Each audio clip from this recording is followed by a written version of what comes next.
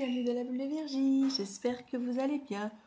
Petite guidance ce jour pour découvrir qu'est-ce que 2025 va vous apporter. Alors au départ, je voulais faire un petit peu voir ce que ce nouvel an, ce réveillon, ce que ces fêtes peut-être vont vous apporter. On va voir un petit peu dans l'absolu à court terme, un petit peu ce que ça peut vous amener. Vous apporter comme cadeau, j'avais fait une guidance sur le cadeau que vous apportez effectivement ce Noël. On va un petit peu voir ici pour cette nouvelle année. Et puis on verra peut-être après plus loin, soit dans cette même guidance, soit une autre guidance, je vais voir comment ça se met, pour ce que l'année 2025 vous apportera, qui est déjà un sens beaucoup plus large. Donc on va aller voir ça.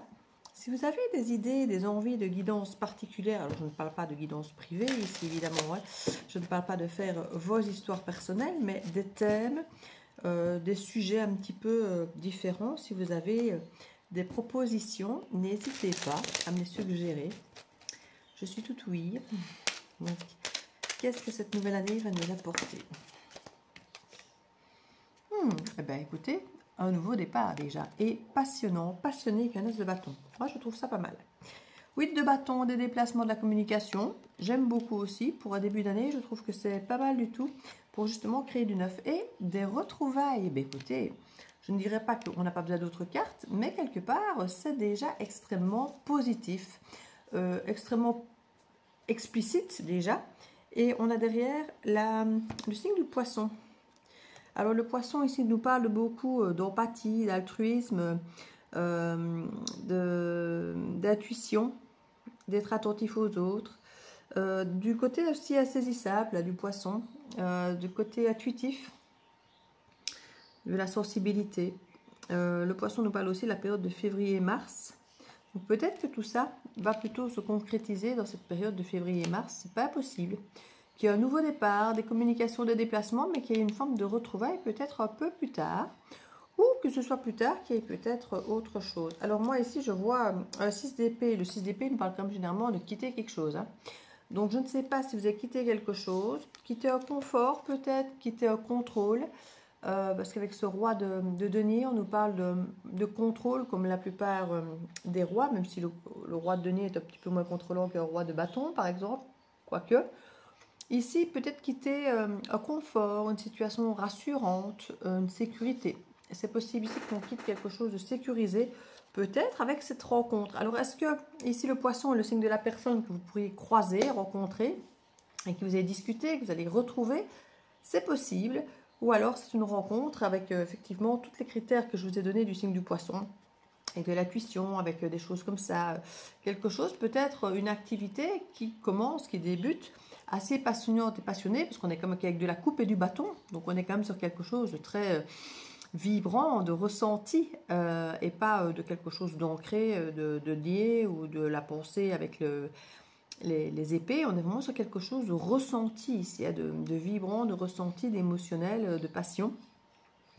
Ce nouveau départ qui va tout feu tout flamme avec de la communication, des déplacements, des retrouvailles, comme je dis, avec quelque chose de très intuitif, de très sensible, de très émotif, c'est pas mal du tout. Maintenant, ça peut peut-être déstabiliser, effectivement, retirer une forme un peu peut-être de sécurité quand on doit se montrer un petit peu vulnérable. Ce n'est pas possible du tout. On nous parle ici du soleil, d'un épanouissement, d'une mise en lumière de quelque chose, et on nous parle de cet hiver. Donc pour moi, c'est effectivement dans les 3 prochains mois ici annoncés, même un peu moins maintenant, puisque on a commencé à entamer l'hiver déjà d'une bonne semaine, donc on va quand même rester dans l'idée de 3 mois, avec effectivement cette sensation peut-être de ralentissement.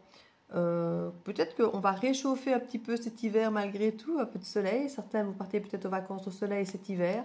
Ce n'est pas impossible qu'il y ait le déplacement de la communication dans ce sens. C'est tout à fait possible pour certains que ça vous amène du voyage, de la passion, des déplacements au soleil, en voyage. Ce n'est pas du tout impossible durant cet hiver. On a une forme de protection pour certains d'entre vous, peut-être face à une reine de bâton. La reine de bâton, c'est le côté indépendant, autonome, le côté charismatique, le côté peut-être imprévisible un petit peu de cette reine de bâton. On pourrait se protéger de ça et avoir envie d'être... Alors quand j'ai plus posé avec la reine de coupe, c'est pas vraiment une reine qui est soi-disant posée, mais c'est une reine bienveillante, stable sur le plan émotionnel, quoique moins stable qu'un roi, mais c'est une reine ici qui est beaucoup plus saine, on va dire ça comme ça, sur le plan relationnel amoureux, qu'une reine de bâton, qu'on voit beaucoup plus charnelle, beaucoup plus, on l'est toujours représentée un petit peu comme l'amante, la maîtresse. Ici, on aurait peut-être plutôt une femme, une épouse, une mère, une sœur, qui ici, c'est plutôt cette femme indépendante, autonome, qui ne rend de compte à personne. Vous voyez, donc il y a peut-être un petit peu un jeu entre les deux pour se protéger. Vous seriez bien cette reine-ci, même si vous êtes un homme plus fragile, mais vous protéger, montrer plutôt cet aspect peut-être plus séducteur, plus séductrice, plus indépendant et autonome.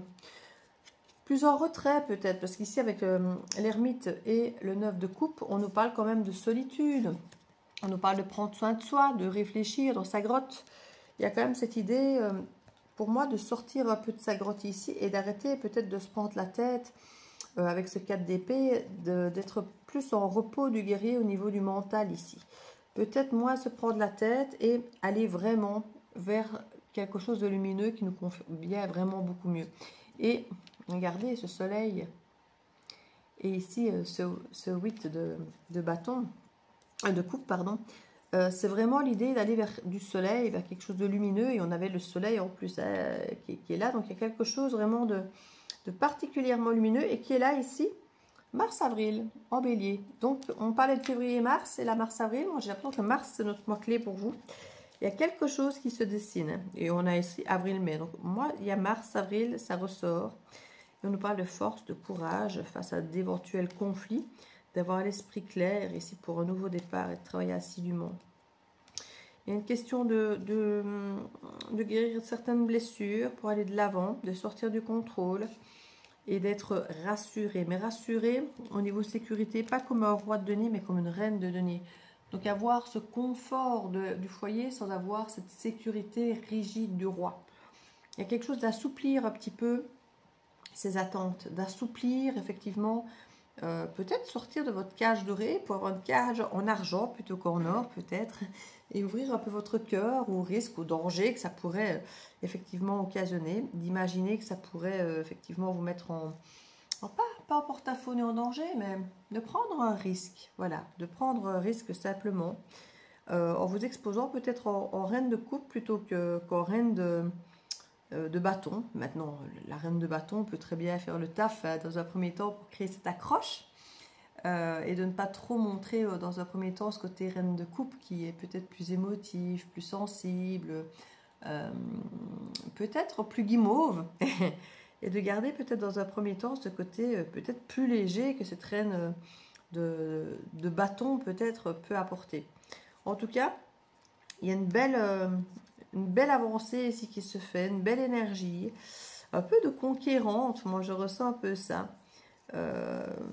Même si vous êtes un homme, il y a une belle énergie ici de renouveau, de retrouvailles, de rencontres et de lâcher prise sur une forme de confort pour oser aller vers quelque chose qui pourrait vous faire plaisir, qui pourrait finalement sur le plan émotionnel, relationnel vous convenir, vous plaire, qui pourrait vous toucher sur le plan de la sensibilité.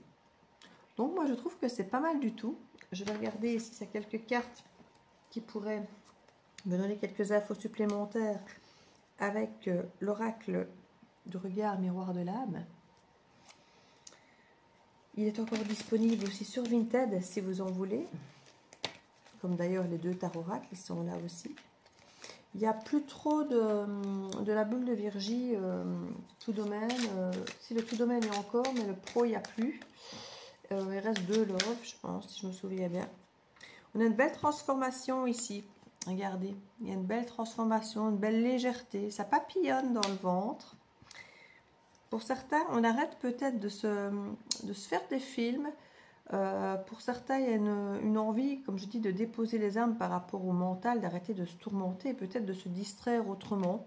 Maintenant, ne tombez pas dans cet opposé de se distraire avec Netflix et autre chose, où on scrolle et finalement on ne vit plus rien et qu'on vit effectivement une vie à travers les réseaux, à travers les vidéos, plutôt que de vivre sa propre vie. Ici, on nous incite quand même à vous transformer pour vivre votre vie, vivre votre propre série télé Et on a le signe du Verseau qui apparaît. Et j'ai envie de dire, on est dans cette continuité Verseau, Poisson, et puis Bélier derrière. Donc on a vraiment cette continuité ici du Verseau qui commence déjà en janvier. Donc pour moi, ça se dessine pour vous. Peut-être que pour certains, ça va commencer en janvier, s'étendre en février-mars. Pour d'autres, ça va peut-être commencer un peu plus tard. Il y a cette énergie de regarder au-delà de ce qu'on peut voir, au-delà des apparences. Il y a quelque chose ici, on vous dit de prendre de la hauteur. Et on a à nouveau l'avion. Quand je parlais que certains allaient peut-être partir en voyage au soleil, il y a quelque chose un petit peu de cet ordre qui ressort encore ici. Je vais reprendre une ou deux cartes pour voir quels conseils on pourrait vous donner pour cette nouvelle année, dans ce qu'elle va vous apporter. De la sagesse, de l'équilibre, de vous ouvrir au monde. Alors vous ouvrir au monde, ça peut être effectivement par les voyages, dans l'idée effectivement de voir plus grand, de vous ouvrir à autre chose, mais aussi d'ouvrir votre propre monde, d'ouvrir le champ des possibles, de vous voir, vous, au milieu du monde, d'imaginer que vous êtes connecté à tout ça, et d'imaginer que vous êtes connecté à quelque chose de plus grand que vous ne l'imaginez. Et avec cette idée effectivement de sagesse et cette ouverture au monde, on se sent comme un enfant. Ça peut faire naître de nouveaux projets, des choses qui étaient peut-être bloquées, on vous dit qu'ils peuvent se débloquer concernant un projet. Et tout à l'heure, on avait déjà les conflits qui ressortaient, ça ressort encore. Il y a des conflits ici où on va apprendre certaines choses. Alors, il peut y avoir les apprentissages, comme un enfant, on avait le bébé, des apprentissages concernant des conflits, voir où est la leçon.